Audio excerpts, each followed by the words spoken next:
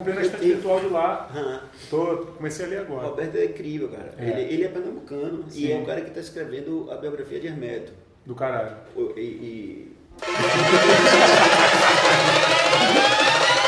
já?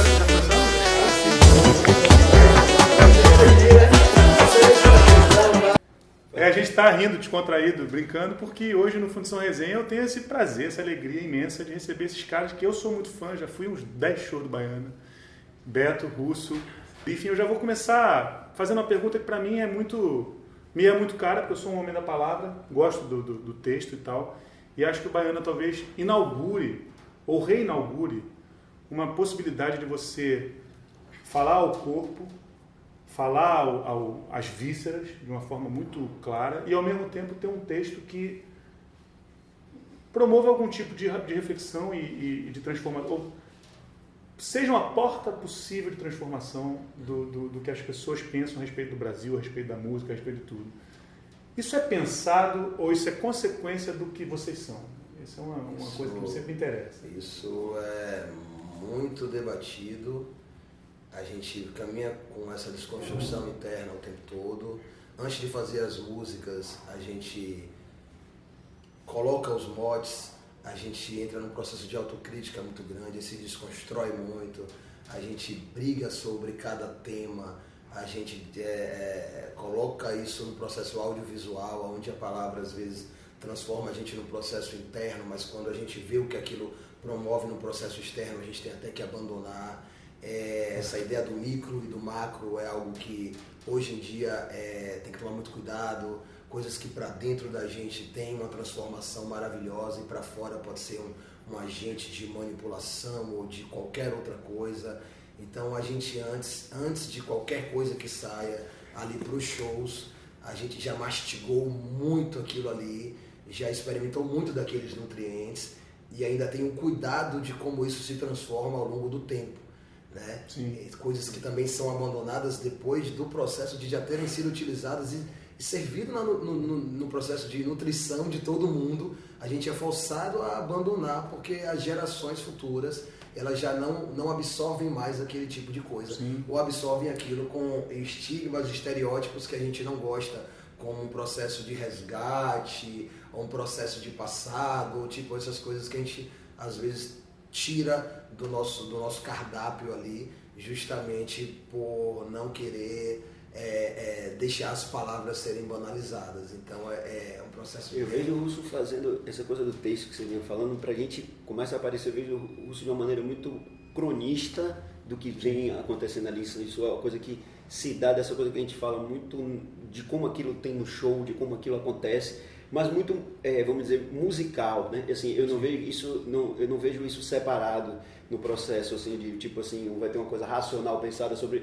primeiro vem uma coisa e a partir daquilo aquilo começa a ser trabalhado. Eu comecei a perceber isso, que às vezes eu não estava nem percebendo o que ele estava falando, mas aquilo musicalmente chegava de uma maneira e no início, quando a gente estava encontrando isso, tinha muito a ver com coisas de melodias, que de repente ele já estava cantando uma coisa em cima daquilo, e aquilo tomava um outro sentido, né? Foi quase uma pergunta retórica, porque eu como plateia sei que isso é natural, porque isso, senão não me convenceria, e é um negócio que realmente, porque essas coisas são contrapostas em geral, né? Você dança num negócio e Sim. Dançar é visto quase como uma coisa frívola. Dançar e se conectar de uma forma corporal com o show, como o show do Baiana promove, de fato, é um mantra.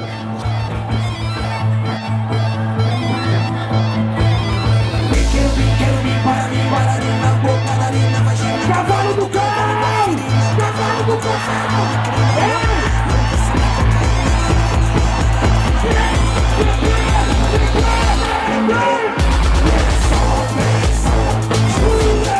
Cara, quanto tempo de estrada? 10 anos. 10 anos. 10 anos. Se tocou que era isso agora, né? E lançando o disco de número 3 como álbum, né? Sim, sim. No meio disso a gente foi trabalhando muito essa coisa dos singles e das coisas que vinham surgindo ali que não estavam dentro de uma coisa assim. E você foi falando que o show normalmente ele vai fazendo uma costura, né?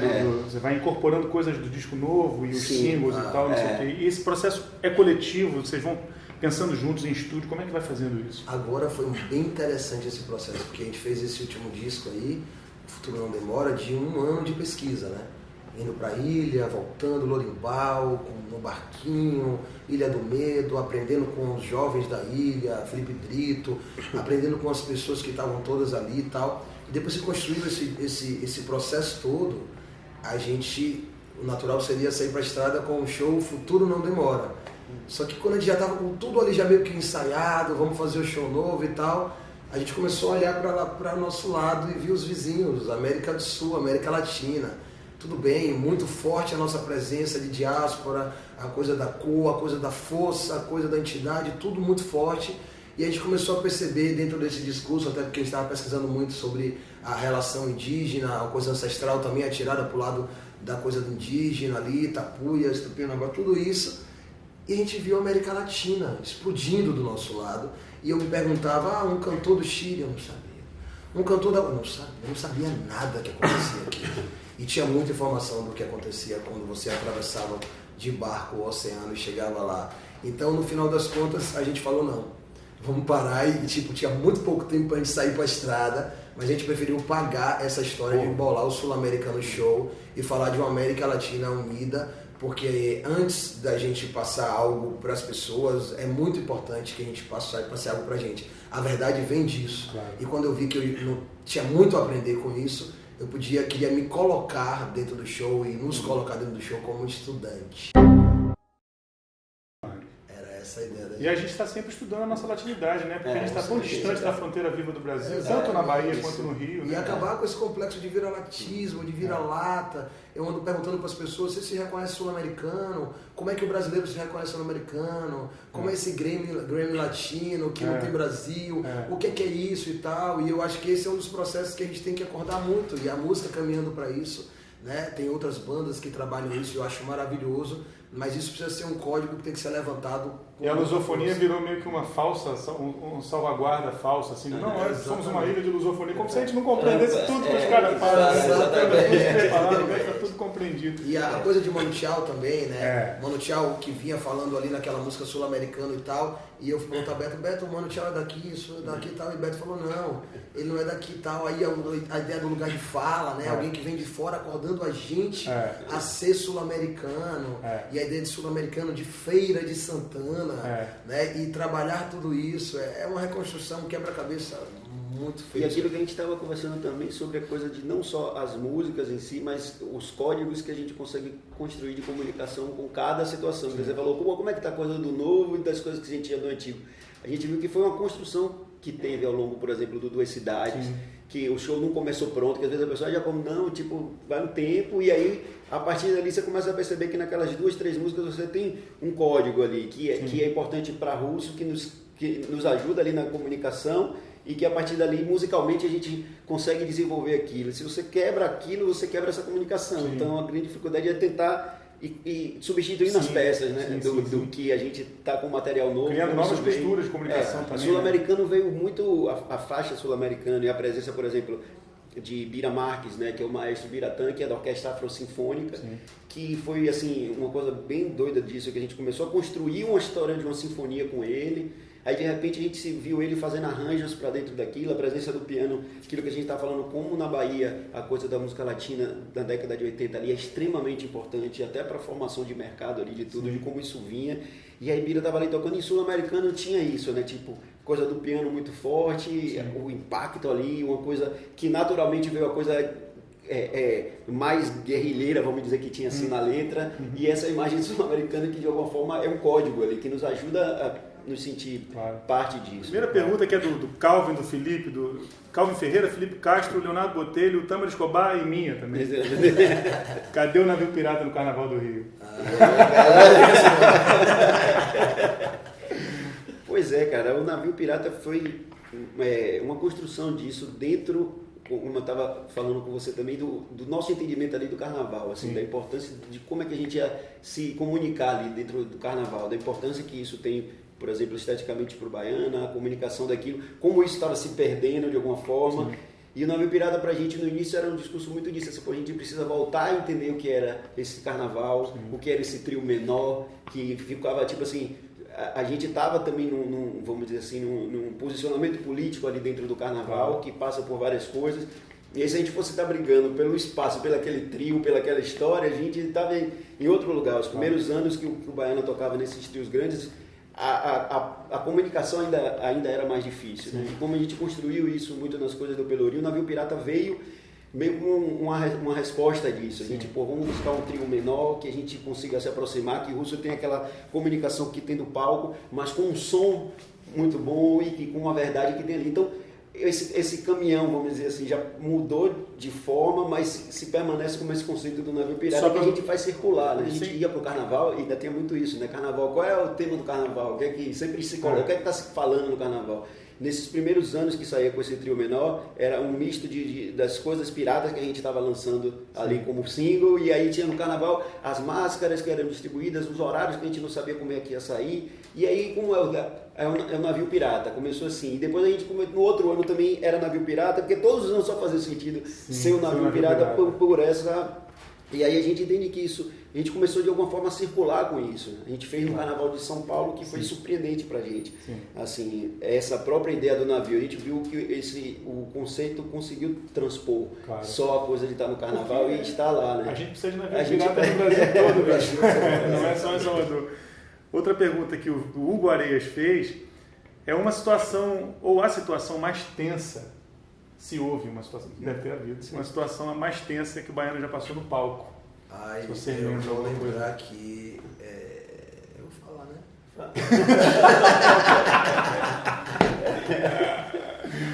Olha, a gente sempre caminhou muito com essa ideia de ter muita verdade ali, de ter os músicos que têm muita verdade.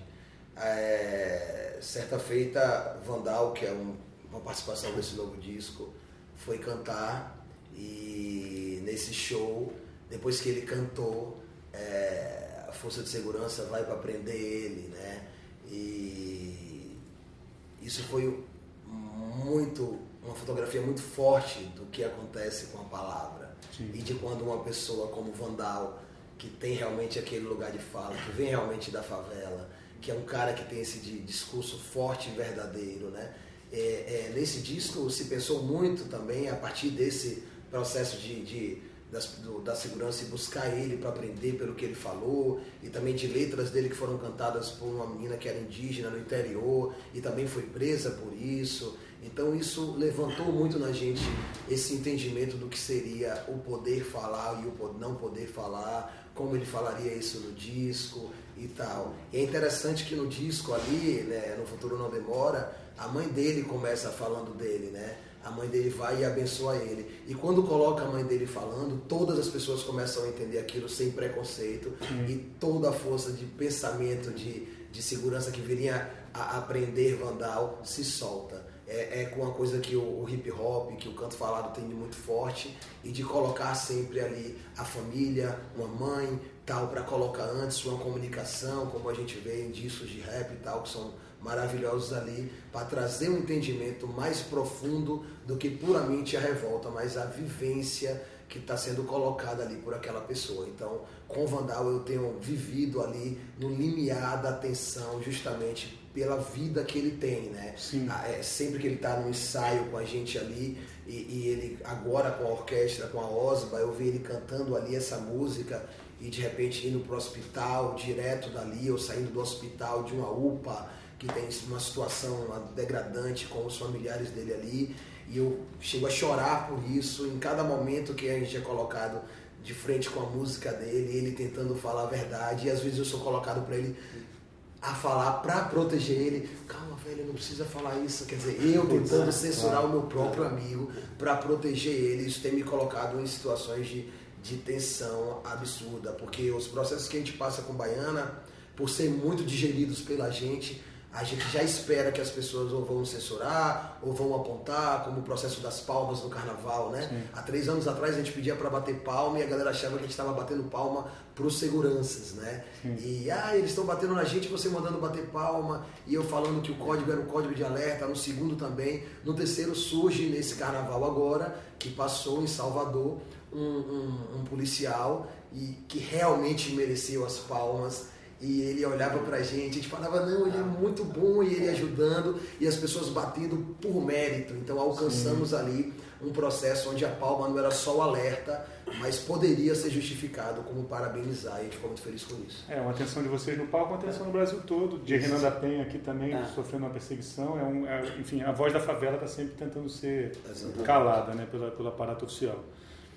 Qual a mensagem que esse novo álbum traz para o público? Pergunta a @Glomoreira. @Glomoreira.